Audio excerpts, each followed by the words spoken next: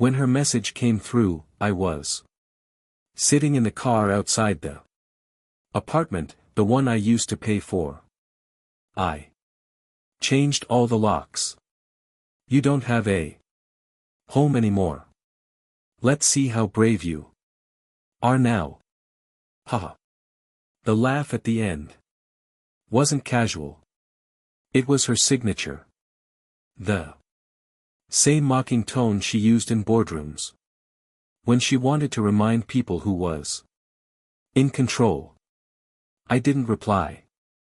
I just stared at the screen until the glow dimmed. 2 days later, their lawyer emailed, "We have a problem. Call immediately." That was the moment she realized I hadn't come begging. We met 8 years ago. She was already building her empire, already halfway up the ladder of a company she would later own.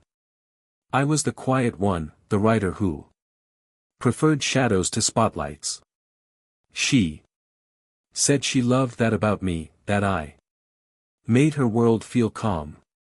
But calm doesn't feed ambition. It only threatens it.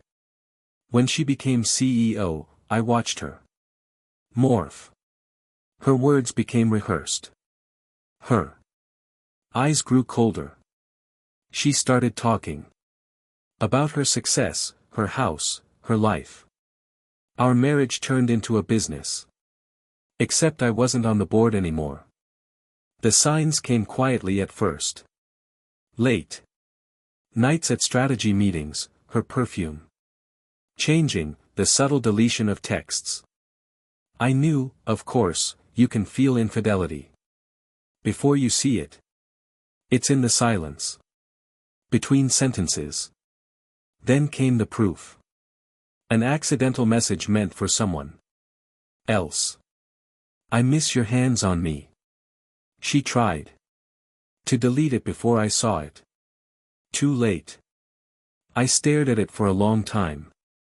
My pulse didn't rise. My breath didn't change. Rage doesn't serve you when you're being hunted by a predator. Stillness does. So I played along, ate dinner with her, kissed her cheek, asked about her meetings. She thought she was fooling me. I let her believe it. That belief was my first weapon. I started collecting things, emails, bank statements, investment documents she'd signed in my name to dodge taxes. She had used me as her financial shadow, letting me carry the legal risks while she shined. Her arrogance was my opportunity. Quietly, I met with her company's compliance officer, a man who owed me a favor. I gave him what he needed to open an internal review. Then I moved my own funds, sold shares, cashed out before the audit froze accounts.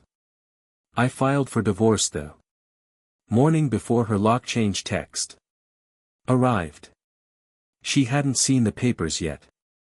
Timing is everything. When she told me I had no home anymore, I almost smiled.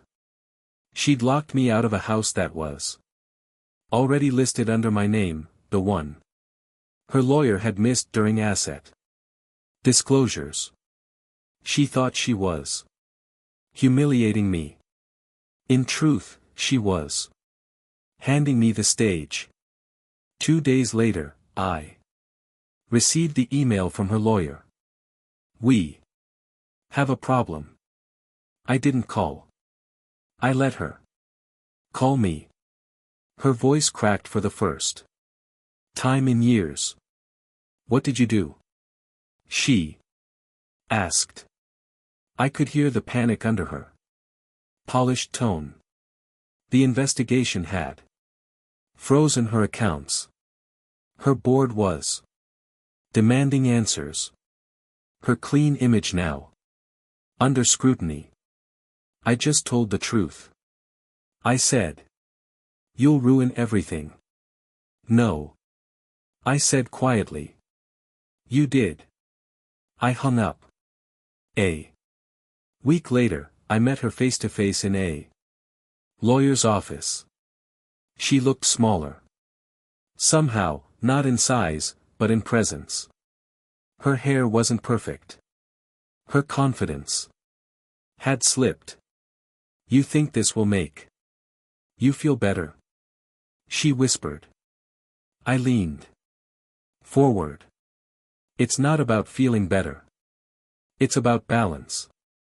The lawyer cleared his throat, announcing the division of assets. My house, my accounts, her company shares half frozen pending investigation. She couldn't even sign the final papers without shaking. I watched her fingers tremble as she wrote her name. The same hands that had texted another man. That's when I finally smiled. That night, I went back to my house. The key turned smoothly, the same lock she'd claimed to change.